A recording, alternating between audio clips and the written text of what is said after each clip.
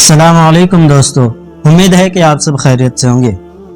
हमारे इस दुनिया में बहुत सारे देश हैं और उन देशों में बहुत से लोग ऐसे हैं जो अलग अलग मज़हब के मानने वाले हैं। कोई सिख धर्म को मानता है, कोई ईसाई को मानता है, कोई बौद्ध धर्म को, कोई इस्लाम धर्म को, और बहुत सारे लोग हैं जो इन धर्मों को फॉलो करते हैं। और कुछ लोग ऐसे होते हैं जो कोई भी धर्म या कोई भी मज़हब को नहीं मानते हैं।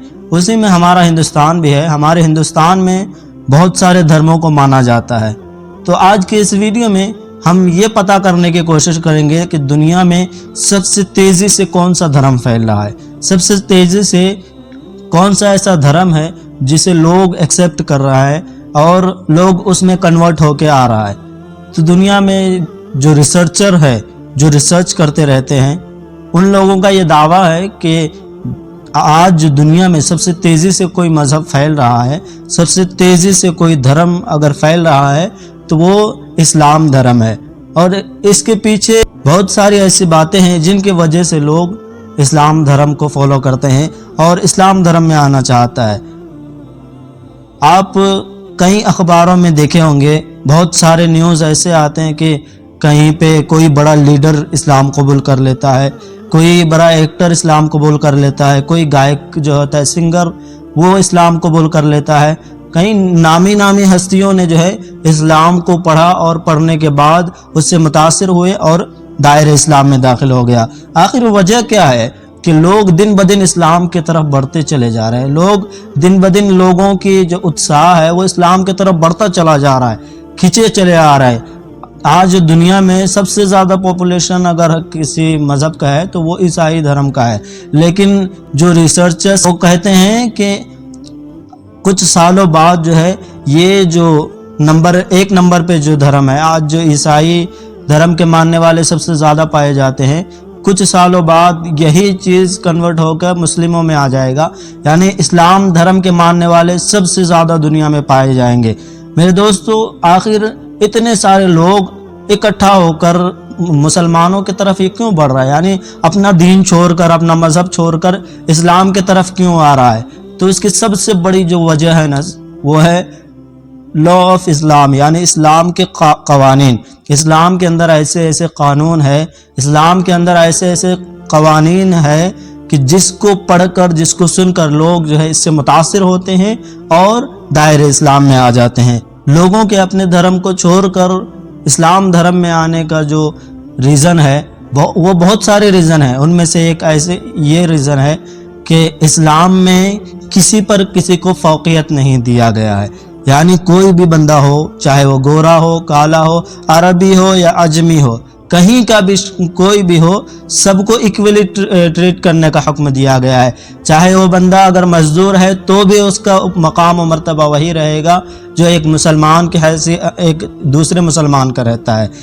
चाहे वो काला हो या गोरा हो, उसके साथ भी वही सुलूक किया जाएगा जो एक दूसरे मुसलमान के साथ सुलूक किया जाता है। एक तो ये चीज़ है जो लोगों को बहुत ज़्यादा खुशी देता है अंदर से कि ये एक ऐसा मज़हब है जो लोगों को इक्वली ट्रीट करता है, यानी किसी को किसी के ऊपर ज़्यादती करने का हुक्म नहीं देता है। यानी कोई अगर अमीर है तो वो गरीब के ऊपर जुल्म नहीं कर सकता, सबके लिए बराबर का हुक्म। और दूसरा जो रीज़न है जिसकी वजह से लोग ज़्यादातर लोग जो है मुसलमान होते जा रहा है, वो चैरिटी कहते हैं जिसको, यानी ज़कात। इस्लाम में ये ज़कात का हुक्म दिया कि अगर तुम अमीर हो, तुम्हारे पास वेल्थ ज़्यादा है, पैसा ज़्यादा है, तो तुम अपने पैसों में से कुछ हिस्सा जो है गरीबों को भी दो, ताकि वो बंदा सके, वो गरीब बंदा भी अच्छा पहन सके और अच्छा खा सके।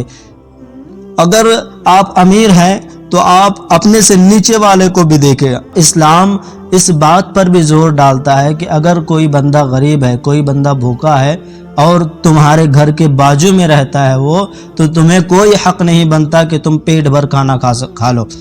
तुम जब तक उनको खाना नहीं खिलाओगे तो तुम गुनहगार कहलाओगे। ये चीज़ें जो है ना, छोटी छोटी चीज़ें लोगों को इम्प्रेस करता है और इस्लाम की तरफ उनका लगाव और ज़्यादा बढ़ जाता है।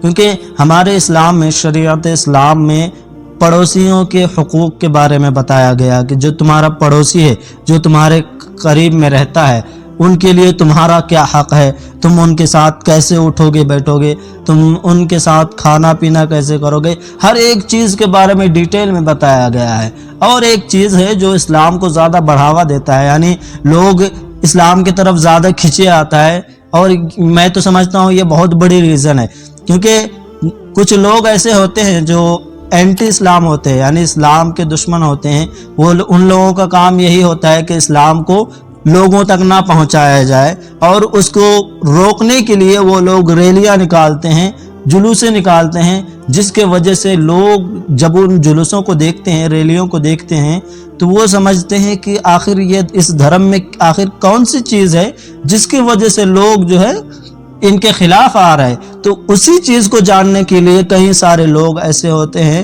جو اسلام دھرم کو پڑھنا شروع کر دیتا ہے، اور جب وہ پڑھتا ہے تو اسلام دھرم کو ایسا پاتا ہے کہ ان میں کوئی بھی خامی نہیں ملتا انہیں، اور ان کی اچھائیوں کو دیکھ کر، اسلام کے اچھائیوں کو دیکھ کر وہ بندہ خود بھی مسلمان ہو جاتا ہے۔ بہت سارے لوگ ایسے ہیں جو دنیا میں اس وجہ سے اسلام کو پڑھ رہا تھا کہ وہ اسلام کے خلاف کچھ کر سکے۔ بہت سے لوگ ایسے ہیں جو اسلام کو مٹانے کے لیے اسلام کو پڑھ رہا تھا، لیکن اللہ تعالیٰ نے ان کو ایسا ہدایت دیا کہ وہی بندہ آج دنیا میں رہ کے لوگوں کو اسلام کی دعوت دے رہا ہے۔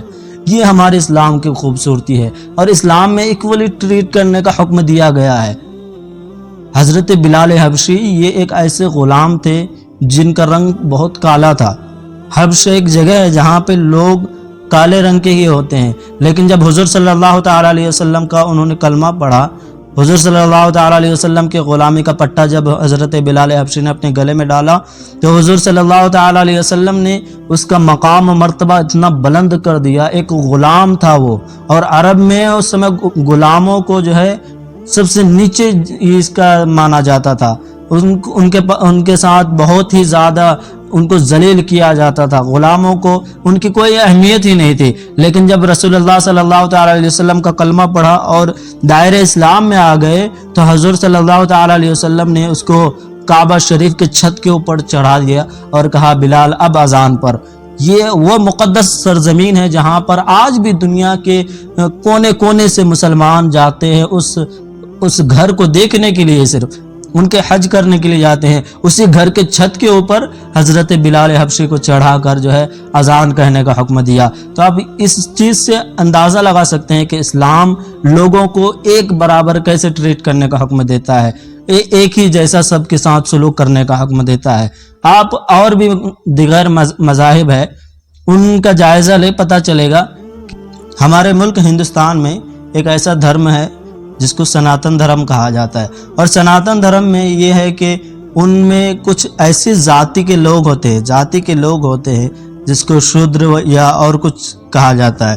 تو ان لوگوں کو یہ حق نہیں رہتا ہے کہ وہ کوئی پنڈت بنے یا پجاری بنے، لیکن اسی جگہ پہ آپ اسلام کو لیجئے، اسلام میں ہر وہ بچہ جو حافظ قرآن ہو جائے، جو عالم دین ہو جائے، چاہے وہ کتنا بھی غریب یا کوئی بھی فقیر خاندان سے ہو، کسی بھی خاندان سے ہو، اگر وہ بچہ حافظ قرآن بن جائے، عالم دین بن جائے، تو اسی بچے کو آگے کھڑا کیا جاتا ہے، اور قوم کے جتنے بھی بڑے بڑے لوگ ہیں سب ان کے پیچھے ہاتھ باندھ کر کھڑے ہو جاتے ہیں۔